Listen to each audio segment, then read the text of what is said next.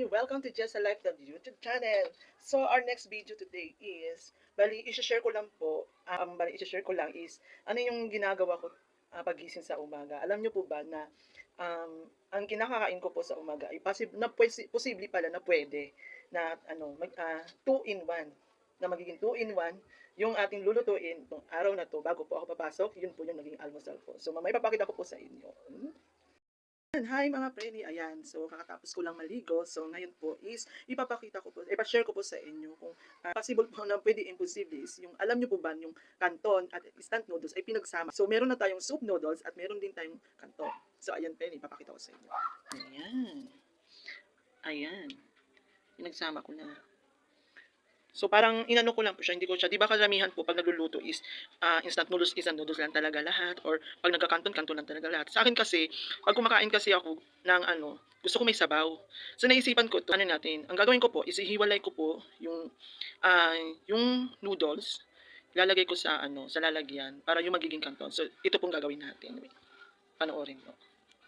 Bago ko ilagay ang noodles niyan, ilalagay ko muna ito. Ayan, yung seasoning ng ng noodles. Ayan, and then ihalo-halo ko siya para magkaroon siya ng lasa. Ayan, di ba? Experiment ko 'to mga preni. So after na 'yan, pag nahalo ko na siya dito, ayan, pag nahalo ko na 'yan, ilalagay ko itong noodles na 'to dito. So ayan.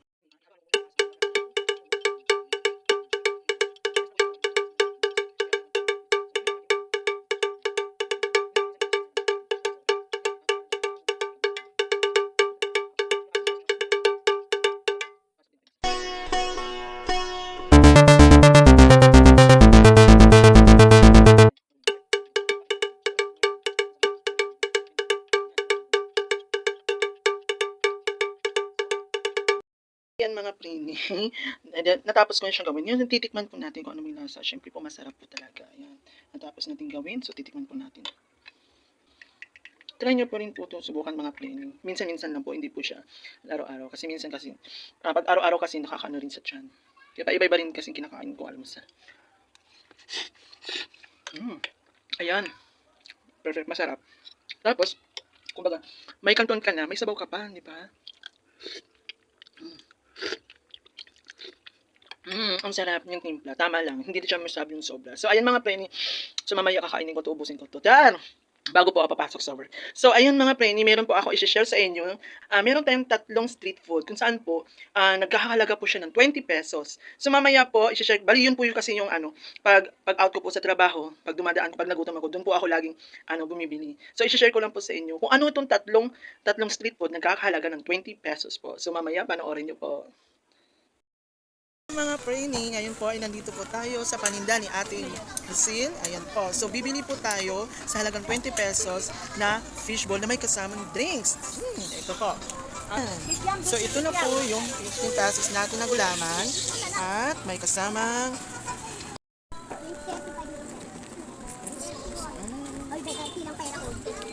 Kikiam dos bata. Pag dos lang yung pera mo, puti lang yun.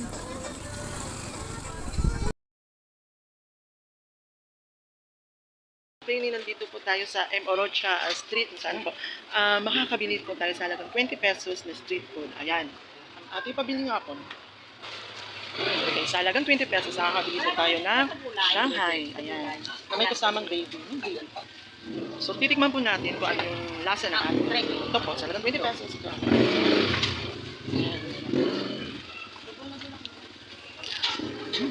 Masarap po siya. Mga friend, nandito po tayo sa pangatlo nating destination po doon sa tatlong street food na halagang 20 pesos. Ngayon, ito po yung last natin sa may Sanchez Street.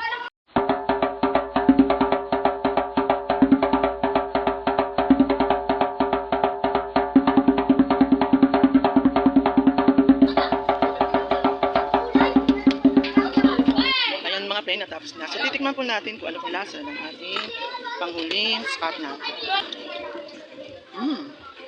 Masarap. Ito po yung laging pinupuntahan kapag bumibili ako kasi masarap po yung siomay nila.